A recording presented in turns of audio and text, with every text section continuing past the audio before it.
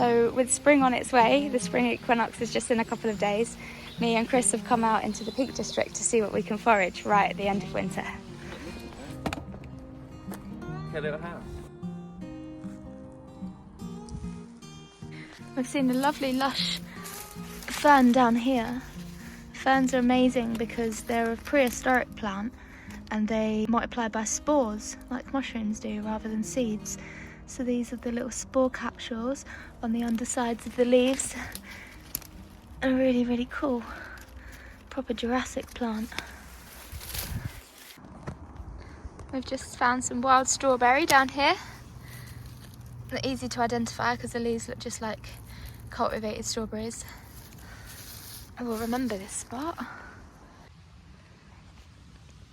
This is a really common woodland plant and one that you will have most likely seen on your walks through the woods. This is ground elder, and if you're a gardener you might know this as being a pretty invasive weed.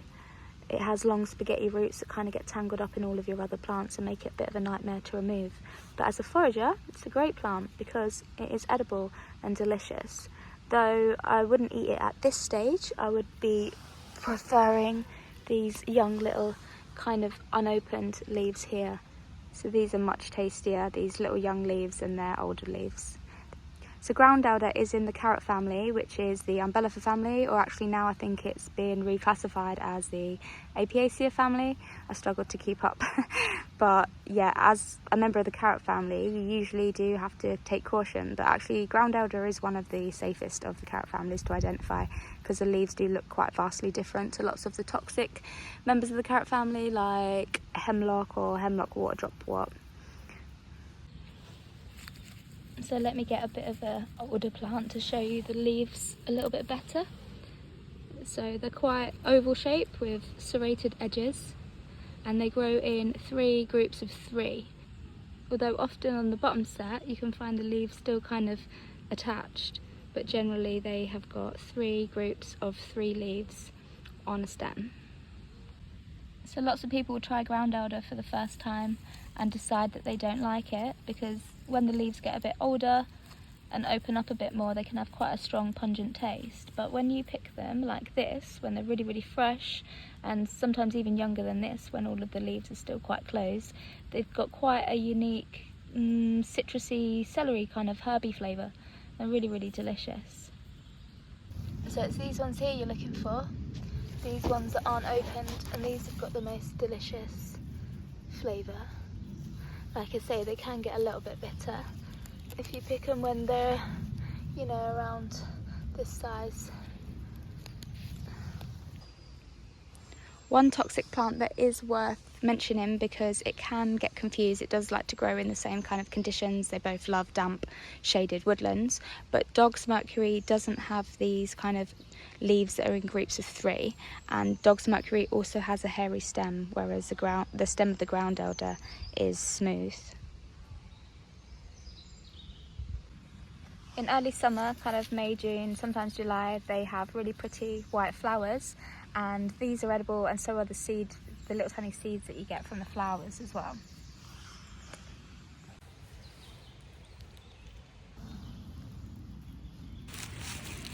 So this is another plant that's best eaten before it goes into flower.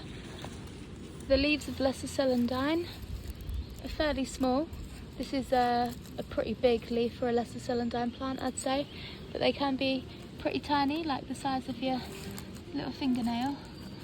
But they are best eaten before the plant comes into flower, and the flowers kind of look a little bit like buttercups. They've got these gorgeous bright yellow glossy petals. All parts of the plant must be cooked before eaten. The leaves are quite delicious when they're young. When they get a bit older they can tend to be a little bit bitter, but the tubers also make a really cool little starchy vegetable. If you have got this growing in your garden, you can dig up the tubers, give it a go.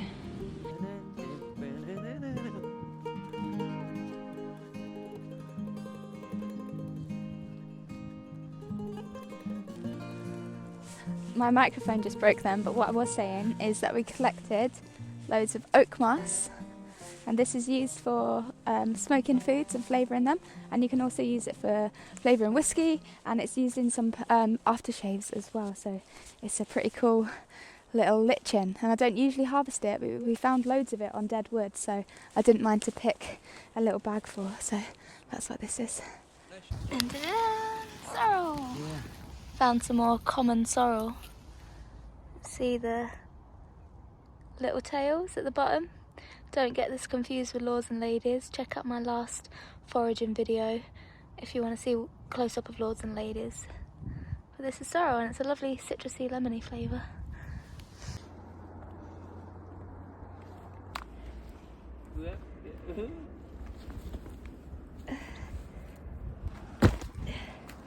So this is usnea, or old man's beard, and it's a type of lichen, and it's considered to be one of nature's most effective medicinals, and you can make tinctures out of it and use it to clean wounds, stop the bleeding, and it's good for fevers and stuff like that as well. So it's a really useful little lichen.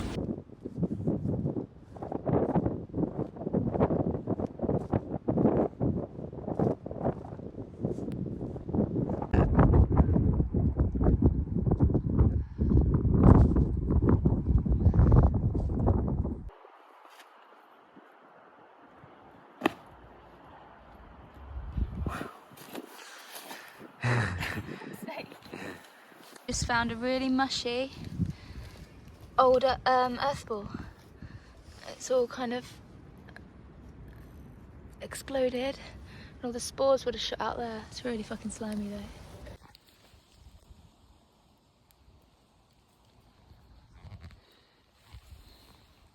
The common earth ball, I think. It looks crazy, doesn't it? Yeah. Ooh, show us. It's got all its pores here, look. Let me give it on my knife. Yeah, look. Day 58. Someone's got a wet arse.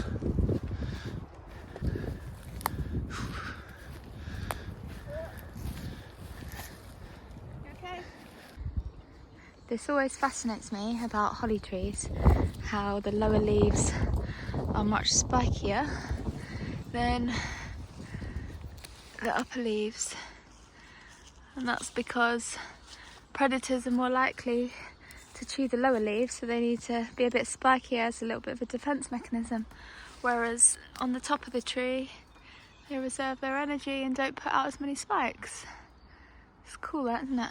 Chris has just found loads of these bootlaces from the old honey fungus, and the honey fungus kills trees, kills its host trees. And if you peel back the bark, like here, look, babe, come. Yeah, no, it's like a zombie arm. Look, so if you peel back the bark, it's like Last of Us. And it's got all of these.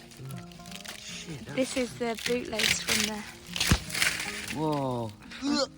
This is the strands from the honey fungus.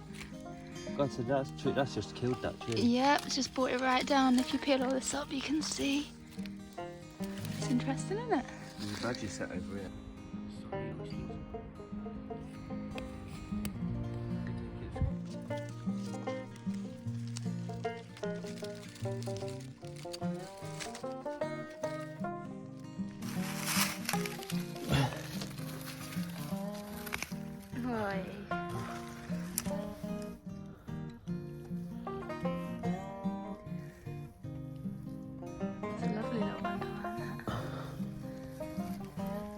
Got velvet shanks next to it. Oh yeah, little velvet shanks.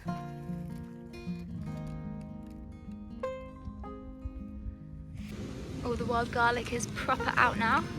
Won't be too long before the buds start appearing. I have to keep looking, and I haven't seen any yet. Yeah, won't be too... Oh look, there we go. There's a little bud there trying to come out. These are my favourite part of the plant. I might show you how I preserve them if I get some time next month. Little hoof.